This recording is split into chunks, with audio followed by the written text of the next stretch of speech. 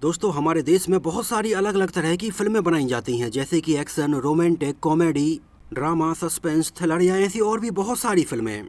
लेकिन इन फिल्मों के अलावा एक जोनर और भी है जहां पर हमें ट्रू इंसिडेंट पर बेस्ड कहानी दिखाई जाती है। और हमारे देश में होने वाले इन ट्रू इंसिडेंट के बारे में वैसे तो लोगों को पता होता है, लेकिन इतनी ज़्यादा डिटेलिंग पता नहीं होती है।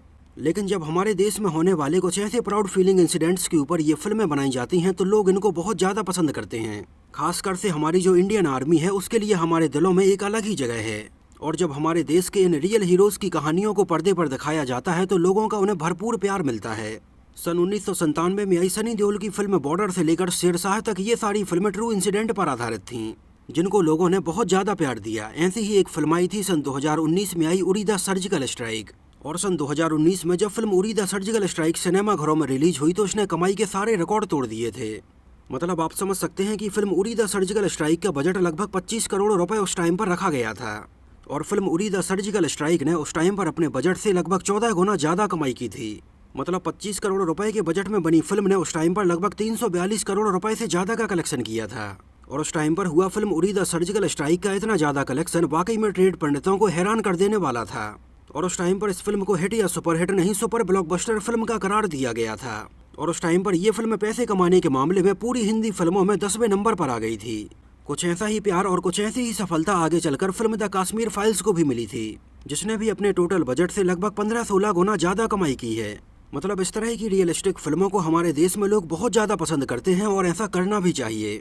Film Uri the surgical strike को लेकर बहुत खास बात ये थी कि फिल्म को डायरेक्ट किया था आदित्य धार ने, जो कि उनकी बतौर डायरेक्टर पहली फिल्म थी।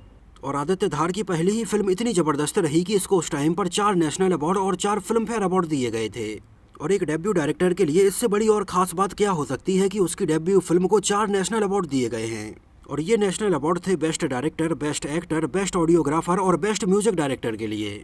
एक्चुअली फिल्मों के बारे में क्रिटिक्स कुछ भी कहें, लेकिन अगर फिल्में लोगों को पसंद आती हैं और उनके दिलों को छू जाती हैं तो फिर इन फिल्मों की सफलता आगे चलकर ये सारे रिकॉर्ड तोड़ती है, क्योंकि यही लोग आगे चलकर 4 लोगों को और बोलते हैं और वो भी फिल्म देखने के लिए सिनेमा हॉल में जाते हैं। और यही एक रीजन है कि film Uri the surgical strike ने पहले 8 दिनों में लगभग 100 करोड़ रुपए का कलेक्शन किया था। और लगभग 15 दिनों में इसने 200 करोड़ रुपए का आंकड़ा टच कर लिया था और 28 दिनों में 300 करोड़ रुपए को टच कर गई थी। मतलब अगर फिल्म अच्छी होती है तो दर्शक खुद जाकर इसका प्रमोशन करने लग जाते हैं और दर्शकों के द्वारा किया गया प्रमोशन बहुत ज़्यादा इफेक्टिव होता है। वहीं दूसरी तरफ अगर फिल्म अच्छी नहीं होती है तो भले ही इसके लिए करोड़ों रुपए का प्रमोशन किया जाए, लेकिन लोग इसको नहीं देखते हैं। Film Uri the surgical strike की पूरी कहानी भी आदित्य धार ने लिखी थी। फिल्म को रोनी स्क्रूवाला ने प्रोड्यूस किया था और इसमें हमें लीड रोल में विकी कौशल, यामी गौतम, मोहित रैना, कृति कुल्हारी और परेश रावल जैसे एक्टर्स नजर आए थे। फिल्म रिलीज हुई थी 11 जनवरी सन 2019 को। मतलब उरी में जिस टाइम पर सन 2016 में अटैक हुआ था, उस अटैक के लगभग 2 साल और 4 महीने के बाद। एक्चुअली फिल्म के डायरेक्टर आदित्य धार वैसे तो एक कश्मीरी पंडित हैं और इसके पहले वो बहुत सारी बॉलीवुड की फिल्मों के लिए लिरिक्स और डायलॉग्स लिखते आए हैं, जिनमें काबुल एक्सप्रेस, हाले दिल, आक्रोश और 1, 2, 3 जैसी कई फिल्में शामिल हैं। हालांकि आदित्य धार काफ़ी पहले ही सन 2009 में बतौर डायरेक्टर अपना डेब्यू करने वाले थे, लेकिन उस टाइम पर सन 2009 में किसी न किसी रीजन की वजह से ऐसा नहीं हो पाया। और आगे चलकर उन्होंने सन 2011 में, सन 2013 में और सन 2016 में भी बतौर डायरेक्टर डेब्यू करने के बारे में सोचा। लेकिन वो कहते हैं ना कि जो चीज़ जब होनी होती है वो तभी होती है। और आदित्य धार के साथ भी कुछ ऐसा ही हुआ। उन्होंने अपने एक इंटरव्यू में बताया कि उन्होंने कई बार डेब्यू करने के बारे में सोचा। यहाँ तक कि सन 2016 में तो उन्होंने एक फिल्म की पूरी स्क्रिप्ट तैयार कर ली थी, एक्टर और एक्ट्रेस भी डिसाइड कर लिए थे। लेकिन जब सन 2016 में आदित्य धार इस फिल्म को शुरू करने ही वाले थे तो इसके लगभग 20 दिन पहले ही उरी में हमारे आर्मी बेस कैंप पर अटैक हुआ, जिसमें हमारे 19 से 20 जवान शहीद हो गए और हमारे बहुत सारे जवान घायल हो गए। 18 सितंबर को हमारे आर्मी बेस कैंप पर जैसे मोहम्मद आतंकवादी ग्रुप के 4 आतंकवादियों ने ये हमला किया था।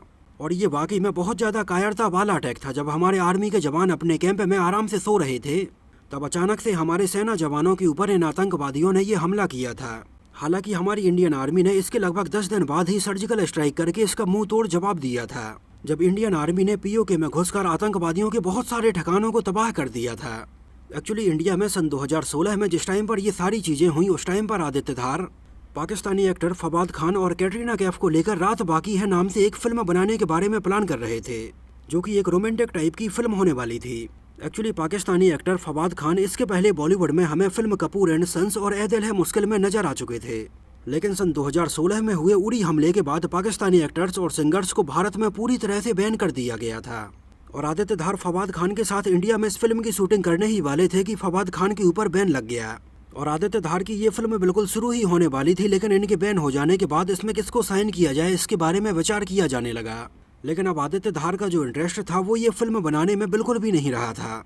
उनके दिमाग में उड़ी में हुए इस अटैक के बाद और इस सर्जिकल स्ट्राइक के बाद ये सारी चीजें ही चल रही थीं कि आखिर किस तरह से उस टाइम पर ये इतना खतरनाक अटैक हुआ था और इंडियन आर्मी ने 10 दिनों के अंदर ही इतने बड़े ऑपरेशन सर्जिकल स्ट्राइक को अंजाम दिया। और आदित्य धार उस टाइम पर अपनी ये फिल्म को छोड़कर उड़ी में हुए हमले के ऊपर और सर्जिकल स्ट्राइक के ऊपर रिसर्च करने लगे। उस टाइम पर आदित्य धार इसके बारे में बहुत ज़्यादा डिटेल में पता करने के लिए बहुत सारे एक्स आर्मी ऑफिसर्स से मिले, जिनसे उन्हें इंडियन आर्मी के बारे में काफ़ी सारी चीज़ें पता चली कि किस तरह से इस ऑपरेशन को अंजाम दिया गया होगा। इस हमले की एकदम ग्राउंड से रिपोर्टिंग करने वाले बहुत सारे न्यूज़ रिपोर्टर से वो मिले और इसके ऊपर उन्होंने बहुत सारे आर्टिकल्स और बहुत ज़्यादा रिसर्च की। और आदित्य धार ने अब डिसाइड किया कि वो इसके ऊपर ही एक फिल्म बनाएंगे और उससे ही अपना डेब्यू करेंगे। और आदित्य धार ने उस टाइम पर इन सारी घटनाओं को एक क्रम में जोड़कर कहानी लिखना शुरू कर दिया। हालांकि इस दौरान आदित्य धार को पता चला कि बॉलीवुड में और भी बहुत सारे लोग हैं जो कि इस सब्जेक्ट के ऊपर फिल्म बनाने के बारे में प्लान कर रहे हैं। तो आदित्य धार को लगा कि अगर वो ये कहानी लिखने में थोड़ी लेट हो जाएंगे तो इसके पहले कोई और ये फिल्म बना देगा। तो आदित्य धार उस टाइम पर इस स्क्रिप्ट को कंप्लीट करने में बिल्कुल दिन रात जुट गए और मात्र 12 दिनों में ही आदित्य धार ने फिल्म का ये पूरा स्क्रीन प्ले और स्क्रिप्ट तैयार कर ली थी। और जब ये स्क्रिप्ट उन्होंने प्रोड्यूसर रोनी स्क्रूवाला को सुनाई तो उन्हें भी ये बहुत ज़्यादा पसंद आई और वो इसके ऊपर फिल्म बनाने के लिए तुरंत तैयार हो गए। आदित्य धार ने इस पूरी कहानी को 5 अलग अलग चैप्टर्स में डिवाइड किया और उन्होंने इसकी शुरुआत की सन 2015 में नॉर्थ ईस्ट के मणिपुर में हमारी इंडियन आर्मी पर हुए अटैक के बाद से। 4 जून सन 2015 को नॉर्थ ईस्ट में हुआ ये बिल्कुल रियल इंसिडेंट था जिसको फिल्म में दिखाया गया था। मतलब फिल्म में दिखाए गए सारे इंसिडेंट बिल्कुल रियल ही रखे गए थे और इन सारे इंसिडेंट को फिल्म के अंदर बिल्कुल रियलिस्टिक तरीके से ही दिखाने की कोशिश की गई थी। जैसे मणिपुर में हुए इस हमले में हमारे डोगरा रेजिमेंट के बहुत सारे जवान शामिल थे और उड़ी में जो हमारे जवानों के ऊपर हमला हुआ था उसमें भी हमारे बहुत सारे डोगरा रेजिमेंट के और बिहार रेजिमेंट के जवान शामिल थे। तो जैसा कि हमें फिल्म में दिखाया जाता है कि उड़ी द सर्जिकल स्ट्राइक में स्पेशल पैरा फोर्सेस के साथ डोगरा और बिहार रेजिमेंट के भी कुछ जवानों को शामिल किया गया था, ये बिल्कुल रियल था। उड़ी में हुए अटैक को भी बिल्कुल रियलिस्टिक तरीके से ही दिखाया गया था। बस केवल जो 10 दिनों में सर्जिकल स्ट्राइक के लिए प्लानिंग की गई थी उसके बारे में थोड़ी फिक्शन क्रिएट किया गया था, क्योंकि इंडियन आर्मी ने अपनी प्लानिंग की पूरी एग्जैक्ट डिटेल कभी भी किसी के साथ शेयर नहीं की है। तो इन 10 दिनों के दौरान क्या क्या हुआ होगा, कैसे इस ऑपरेशन को अंजाम दिया गया होगा, इसके ऊपर थोड़ी फिक्शन क्रिएट किया गया था। जैसे कि DRDO के एक इंटर्न के द्वारा बनाया गया एक गरुड़ ड्रोन इसमें शामिल किया जाता है, जिसका पूरा शेप एक पक्षी के जैसा ही होता है और इसमें कैमरा लगा होता है। लेकिन रियल में ऐसा कुछ भी नहीं था और ये ऐसी डिवाइस अभी भी इंडिया के पास नहीं है, जिसका बैटरी बैकअप लगभग 4 घंटे के आसपास दिखाया जाता है। एक्चुअली इससे मिलती जुलती कुछ ऐसी डिवाइसें तो जरूर हैं, लेकिन इनका बैटरी बैकअप बहुत ज़्यादा कम है और रेंज भी इतनी नहीं है। और जैसा कि हमें फिल्म में दिखाया जाता है कि इस गरुड़ ड्रोन को सर्जिकल स्ट्राइक ऑपरेशन में शामिल किया जाता है, जबकि ये गरुड़ ड्रोन उस टाइम तक DRDO में ऑफिशियली शामिल भी नहीं हुआ था। लेकिन फिर भी इतने बड़े ऑपरेशन में इसको शामिल किया जाता है, तो इस तरह की सिनेमैटिक लिबर्टी इसमें ली गई थी। इसके अलावा बाकी जो चीज़ें थी और जो भी इंसिडेंट थे वो बिल्कुल रियलिस्टिक ही थे। फिल्म उड़ी द सर्जिकल स्ट्राइक के अंदर जो हमें वॉर वाले सीक्वेंस दिखाए जाते हैं उनकी शूटिंग इंडिया में नहीं सर्बिया में की गई थी। एक्चुअली पैरा स्पेशल फोर्सेस अपने साथ जो भी एकदम एडवांस गन और बाकी इंस्ट्रूमेंट यूज करती है, बिल्कुल एग्जैक्ट वैसी ही चीज़ों का फिल्म की शूटिंग के लिए मिलना इंडिया में बहुत ज़्यादा मुश्किल हो रहा था। लेकिन सर्बिया में फिल्म की शूटिंग के लिए ये एडवांस गन और बाकी के इंस्ट्रूमेंट आसानी से मिल रहे थे। इस वजह से इसमें दिखाए गए ये वॉर वाले सीक्वेंस सर्बिया में ही शूट किए गए थे। एक्चुअली वहाँ का जो वातावरण था और जो एटमॉस्फेयर था वो इंडिया के एटमॉस्फेयर से काफ़ी ज़्यादा मैच भी हो रहा था। इस वजह से सर्बिया में ही फिल्म का ये पूरा सेट लगाया गया था। LOC के अंदर भी हमें जो आतंकवादियों के कैंप दिखाए जाते हैं वो भी सर्बिया में ही लगाए गए थे और लगभग 3 से 4 महीने में ही फिल्म उड़ी द सर्जिकल स्ट्राइक की पूरी शूटिंग कंप्लीट कर ली गई थी। फिल्म के लीड रोल के लिए आदित्य धार की पहली पसंद विकी कौशल ही थे। एक तो आदित्य धार एक डेब्यू डायरेक्टर थे, इस वजह से फिल्म के बजट को लेकर भी बहुत ज़्यादा रिस्ट्रिक्शन थे। तो फिल्म के लिए पास किए गए इतने बजट में बहुत बड़े एक्टर को साइन करना पॉसिबल भी नहीं था, क्योंकि अगर इसमें किसी बहुत बड़े एक्टर को साइन किया जाता तो उसकी फीस देने में ही फिल्म का आधा बजट खत्म हो जाता। तो फाइनली विकी कौशल को इसमें साइन किया गया, जिन्होंने फिल्म के लिए अपनी जान लगा दी। विकी कौशल ने फिल्म में बिल्कुल एक आर्मी के जवान के जैसा दिखने के लिए बहुत ज़्यादा फिजिकल ट्रेनिंग ली। विकी कौशल ने पहले तो फिल्म के लिए अपना वेट बढ़ाया और बहुत सारे आर्मी ऑफिसर्स से रियल ट्रेनिंग ली, मार्शल आर्ट्स की ट्रेनिंग ली, स्पेशल फोर्सेस कैसे गन्स चलाते हैं इसकी ट्रेनिंग ली। और विकी कौशल ने कई महीनों तक ऐसी ट्रेनिंग मुंबई के नेवी नगर में ली। जहां पर लगभग 4 से 5 महीने विकी कौशल ने बिल्कुल आर्मी के जैसा ही रूटीन फॉलो किया। और विकी कौशल इस दौरान पूरी बिल्कुल वैसे ही ट्रेनिंग से गुजरे जैसे कि रियल आर्मी ऑफिसर्स को ट्रेनिंग दी जाती है। इस दौरान विकी कौशल को 5 घंटे नॉर्मल ट्रेनिंग दी जाती और 3 घंटे उन्हें मिलिट्री की स्पेशल ट्रेनिंग दी जाती, जिसमें उन्हें गन्स को कैसे पकड़ना है, उसको कैसे चलाना है और बाकी के इंस्ट्रूमेंट को कैसे यूज करना है। इसके अलावा हैंड टू हैंड कॉम्बैट जो फाइट होती है उसकी भी ट्रेनिंग दी गई थी। और इतनी मेहनत के बाद तब जाकर विकी कौशल हमें कहीं फिल्म में बिल्कुल आर्मी ऑफिसर की तरह ही नजर आ पाए। मतलब वाकई में फिल्म के अंदर विकी कौशल की पर्सनालिटी को देखकर बिल्कुल ऐसा लगता है कि जैसे वो रियल आर्मी ऑफिसर ही हों। विकी कौशल के कैरियर की ये दूसरी फिल्म थी जिसमें हमें वो आर्मी ऑफिसर बने हुए नजर आए थे। एक्चुअली विकी कौशल इसके पहले फिल्म राजी में आर्मी ऑफिसर का किरदार निभा चुके थे, लेकिन फिल्म राजी में वो पाकिस्तानी आर्मी के ऑफिसर बने हुए हमें नजर आए थे। और film Uri the surgical strike में वो हमें इंडियन आर्मी के ऑफिसर बने हुए नजर आए थे। इसके अलावा फिल्म के बाकी किरदारों का मेकअप और लुक बिल्कुल रियलिस्टिक ही रखा गया था। जैसे परेश रावल इसमें हमें national security adviser Govind Bharadwaj के किरदार में नजर आए थे। एक्चुअली उनका ये पूरा का पूरा किरदार बेस्ड था रियल लाइफ में अजीत डोभाल के ऊपर।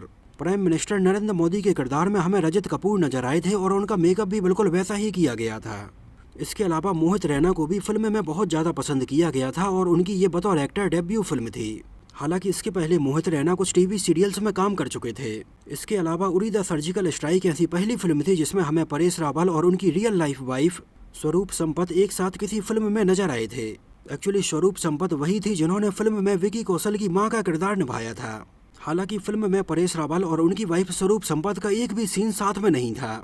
इसके अलावा विकी कौशल का जो किरदार था वो काफ़ी हद तक बेस्ड था सर्जिकल स्ट्राइक में पार्टिसिपेट करने वाले मेजर रोहित सूरी की लाइफ के ऊपर, जिन्हें रियल लाइफ में इस ऑपरेशन के बाद कीर्ति चक्र से भी सम्मानित किया गया था। हालांकि फिल्म के अंदर विकी कौशल की जो पर्सनल लाइफ दिखाई जाती है, जैसे कि उनकी मां और उनकी बहन के बारे में, वो सारी चीज़ें फिल्म के अंदर बिल्कुल फिक्शन की तरह क्रिएट की गई थीं। फिल्म में नजर आई यामी गौतम और आदित्य धार फिल्म की शूटिंग के टाइम पर एक दूसरे के काफ़ी करीब आ गए थे। फिल्म के सेट पर इन दोनों की दोस्ती काफ़ी बड़ी और आगे चलकर ये दोस्ती धीरे धीरे प्यार में बदल गई और फाइनली सन 2021 में आदित्य धार और यामी गौतम ने एक दूसरे से शादी कर ली थी। Film Uri the surgical strike का एक डायलॉग बहुत ज़्यादा पॉपुलर हुआ था। जब विकी कौशल बोलते हैं हाउस द जोश, तो उनके रिप्लाई में इंडियन आर्मी के जवान बोलते हैं हाई सर। उस टाइम पर कहीं पर भी लोगों का जोश जानने के लिए इस डायलॉग को यूज किया जाने लगा था, फिर चाहे प्राइवेट कोचिंग हो या फिर ऐसी कोई भी मीटिंग हो। प्राइम मिनिस्टर नरेंद्र मोदी ने भी अपनी एक मीटिंग के दौरान इस डायलॉग का यूज किया था। हाउ इज द जोश। सन 2019 में बजट सेशन के दौरान फाइनेंस मिनिस्टर पीयूष गोयल ने भी इस डायलॉग को बोला था। मतलब आप समझ सकते हैं कि ये डायलॉग उस टाइम पर कितना ज़्यादा पॉपुलर हुआ था। सन 2019 में आई उरी द सर्जिकल स्ट्राइक के बाद आदित्य धार ने अभी तक कोई भी फिल्म नहीं बनाई है। हालांकि मीडिया में कुछ ऐसी खबरें सामने आ रही हैं कि आदित्य धार एक बार फिर से विकी कौशल के साथ अश्वत्थामा द इमोर्टल के नाम से एक फिल्म बनाने के बारे में प्लान कर रहे हैं, लेकिन उनकी ये फिल्म अभी कब तक बनेगी और कब इसको रिलीज किया जाएगा इसके बारे में अभी तक कोई भी ऑफिशियल अनाउंसमेंट नहीं हुआ है। इसके अलावा film Uri the surgical strike जब थिएटर्स में रिलीज हो गई तो इसको पायरेसी से बचाने के लिए खुद फिल्म के मेकर्स ने लगभग 3.8 GB का एक फेक प्रिंट इंटरनेट पर अपलोड किया था। और फिल्म के रिलीज के बाद जब बहुत सारे लोगों ने इंटरनेट पर ये प्रिंट देखा तो उन्हें लगा कि ये फिल्म HD क्वालिटी में हमें फ्री में देखने के लिए मिल जाएगी। और बहुत सारे लोगों ने उस टाइम पर इंटरनेट से लगभग 3.8 GB का ये फेक प्रिंट डाउनलोड कर लिया, जिसकी स्टार्टिंग बिल्कुल ऐसी होती है जैसे मान के चलो बिल्कुल रियल फिल्म आपने डाउनलोड कर ली हो। लेकिन बस कुछ टाइम के बाद ही विकी कौशल और यामी गौतम आपकी स्क्रीन पर आ जाते हैं और बोलते हैं हमने आपके कंप्यूटर पर सर्जिकल स्ट्राइक की है। पिक्चर देखिए गर्व से थिएटर में जाकर, पे इलीगल डाउनलोड करके नहीं। तो बहुत सारे लोग तो अचानक से उस टाइम पर ये देखकर बिल्कुल डर ही गए थे। ये सारी चीज़ें उस टाइम पर फिल्म को पायरेसी से बचाने के लिए की गई थीं और लोगों से अपील की गई थी कि ये फिल्म लोग पायरेसी वर्जन में ना देखें, सिनेमा हॉल में जाकर देखें। हालांकि इस तरह से इंडिया में पायरेसी रोकना बहुत आसान नहीं है और film Uri the surgical strike के रिलीज होने के कुछ दिन बाद ही इसका पूरा का पूरा प्रिंट इंटरनेट पर अवेलेबल हो गया था। फिल्म का म्यूजिक सासावत सचदेव ने दिया था और म्यूजिक एल्बम की काफ़ी तारीफ की गई थी, जहां पर इसके गानों के अलावा इसके बैकग्राउंड म्यूजिक को तो बहुत ज़्यादा पसंद किया गया था। सन 2019 में उरी द सर्जिकल स्ट्राइक पैसे कमाने के मामले में तीसरे नंबर पर रही थी। इस साल पहले नंबर पर फिल्म थी वॉर, दूसरे नंबर पर थी कबीर सिंह, तीसरे नंबर पर थी उरी द सर्जिकल स्ट्राइक, चौथे नंबर पर थी भारत और 5वें नंबर पर थी मिशन मंगल। और उरी द सर्जिकल स्ट्राइक को IMDb पर लगभग 59,000 से भी ज़्यादा लोगों ने 8.2 आउट ऑफ 10 रेटिंग दी हुई है। तो दोस्तों ये तो बात हुई film Uri the surgical strike के बारे में। आपको ये फिल्म कैसी लगी थी और फिल्म के बारे में आपका क्या कहना है हमें कमेंट में ज़रूर बताइए। और अगर ये वीडियो आपको पसंद आया हो, मेरी मेहनत आपको पसंद आई हो, तो इसको प्लीज़ लाइक करके मुझे इस बात का जवाब ज़रूर दीजिए। तो मिलते हैं किसी नए वीडियो में किसी नई मूवी से जुड़े हुए बहुत सारे अननोन फैक्ट्स और ऐसी ही रोचक बातों के साथ।